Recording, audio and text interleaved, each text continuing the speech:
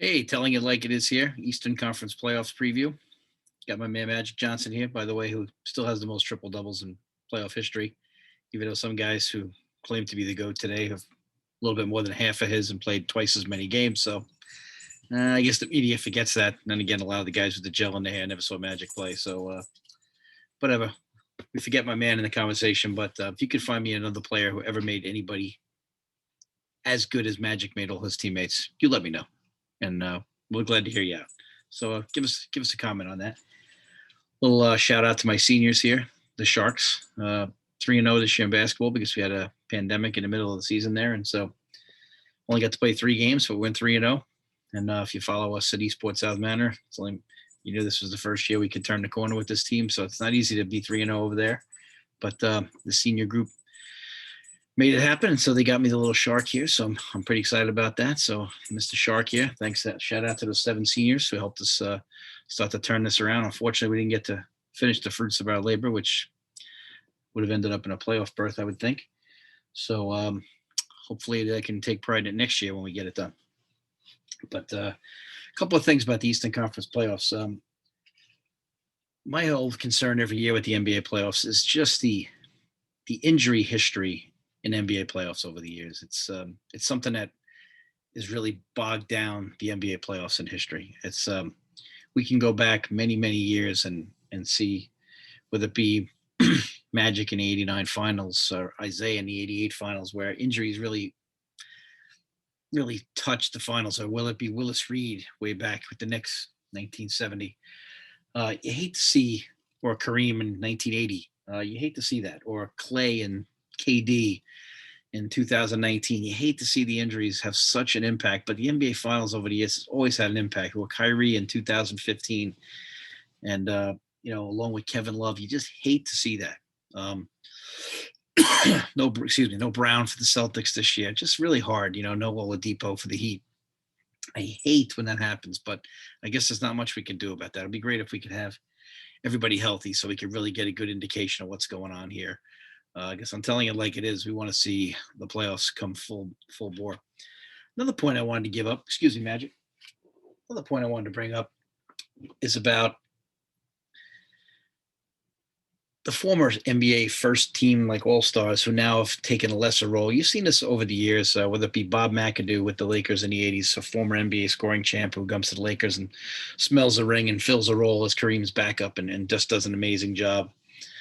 Or you see, just so many guys have done it. Bill Walton with the '86 Celtics, former All NBA player, all-time great, all of a sudden taking a lesser role because he smells that ring. Well, Blake Griffin the other night was just fantastic, and we'll mention that again when we get to the Nets preview. But just amazing job by Blake Griffin diving all over the floor. This is a former, big-time player, had some 6 or 7 monster seasons, an NBA All-Star, all NBA player. So he's a guy that, just did a great job. I think he smells that ring and needs to know it's a lesser role. He knows it's not his team, but give him credit for coming out and really giving a great effort on that situation there. But so we've seen that many times in the past, former NBA All-Stars who just accepted a lesser role. Unfortunately, it didn't work out for Karl Malone and Gary Payton when they joined the Lakers in that role.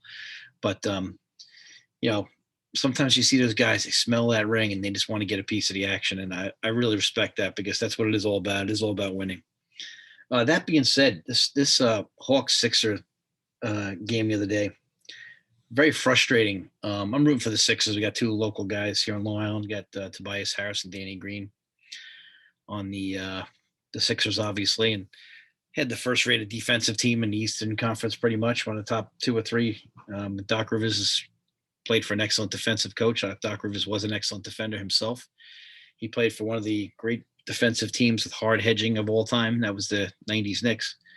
But I'm amazed at how lack of a hard hedge all these NBA teams now for the last 5 or 6 years are just switching this ball screen in the middle of the court. And there's no way switching with a guy like Trae Young, a Steph Curry, and even a Chris Paul in later years, or Kyrie Irving, who's still a great player.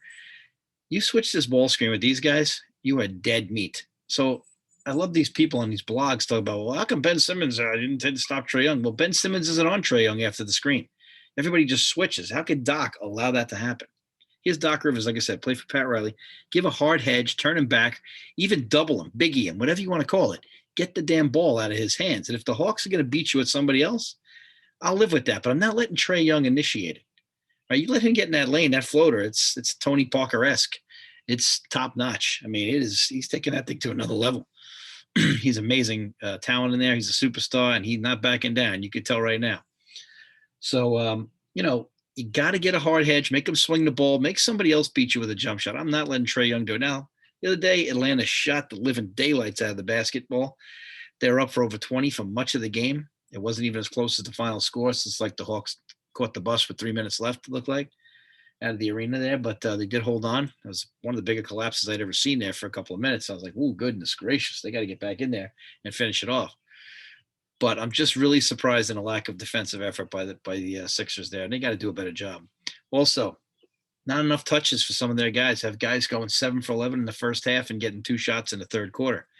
So Tobias did not get enough touches. He said, I believe he was 7 for 11 in the first half, and then he doesn't see the ball maybe once or twice with opportunities in the third quarter. And I didn't see any special plan by the Hawks to do that. I haven't broken down the tape, I'm sure, like the Sixers coaches are. But, geez, Embiid, 39 points being hurt, just amazing job by him. So you say to yourself, well, then how'd they lose then? Well, they lost because the Hawks just really played a good game. And the Hawks, again, during the season, 8 guys in double figures. Okay. They didn't even have Hunter the other day. The Hawks are very athletic, very young, and they got guys who are good players. The guys who fill multiple roles. I mean, it's not that the Sixers I didn't think played that bad. I just thought their defensive push and their defensive philosophy I just didn't agree with. Like I said, I'm not going to let Trae. I'm not dying to death to Trae. Let somebody else beat me. I'll be damned if I'm going to let the best player beat me. There's no freaking way I'm doing that. Make somebody else do it. Make him throw a tough pass with a double on a lob to Clint Capella. There's no way. Let Clint Capella catch the ball at the foul line. See what he does with it. He's not going to do anything with it from the foul line. There's no way. I'm giving a hard hedge. I'm turning his ass back.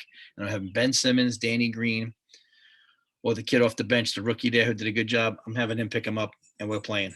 And we're rolling with it because I'm not letting Trae just kill me all night long at that spot. So it's just natural agreement to just switch is garbage.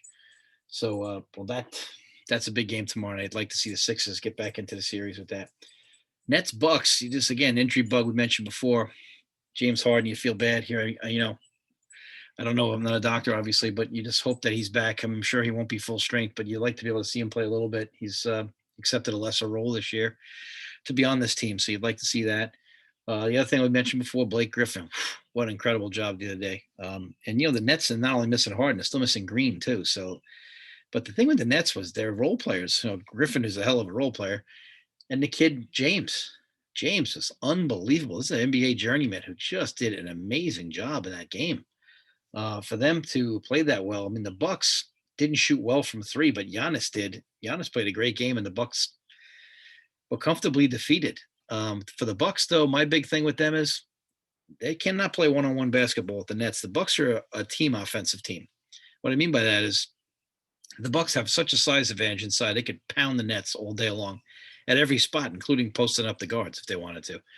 But the Bucks, about 5 separate times in that game the other night, the Bucks came down and had like a 2 or 3 minute exchange with the Nets where they both just ran up and down. And they both kept missing shots, but those are times when the Bucks are down 7 to 8 points and need to make some hay. The Bucks need to slow the pace down on their offense. So you say, well, they're the number 1 scoring team, and you're right. But the Bucks don't score. Yeah, score in transition when you want. But the Bucks aren't an individual scoring team. I feel like they run some good stuff. They run stuff for each other. They have good post ups. They're not this. They don't score the same way the Nets score. The Bucks can post you up. The Bucks can slash. The Nets got 3 of the best scorers on the planet. I mean, so and now you have 2 maybe with Harden being out, but the Bucks need to work the ball, move the ball, post up, and take advantage of how you need to win a game. But that's the trap of playing fast. We all done that as coaches, where you play fast because you know a team is not as talented as you are, and so you get the tempo where you want it because you know that every player down deep really wants to run up and down and play that way. But that's not the best way for everybody to play. And especially the Bucks in this situation, I'm telling you, if you're going to play one-on-one with the Nets, you're going to lose. Giannis can get his own shot, and I'm sure Middleton can as well. But when you get in the half-court set, the Bucks need to pound the ball inside and just take advantage of that and just punish the Nets inside at every position. They have such a size advantage. I mean, Lopez is tough. I mean, Giannis can post up anyway. Middleton's got a little bit of a post game. Just go and torture guys. Holiday could post up Kyrie. I mean, just just let them do it. Post them up, crush them. It's not something that I don't see it's that hard. But when the Bucks coaches look at that tape, they had to be sick to their stomach. Now the Bucks didn't shoot well, but at the same time, take your opportunity break. You speed the game up when you want to speed the game up. You don't want to commit to that all game long.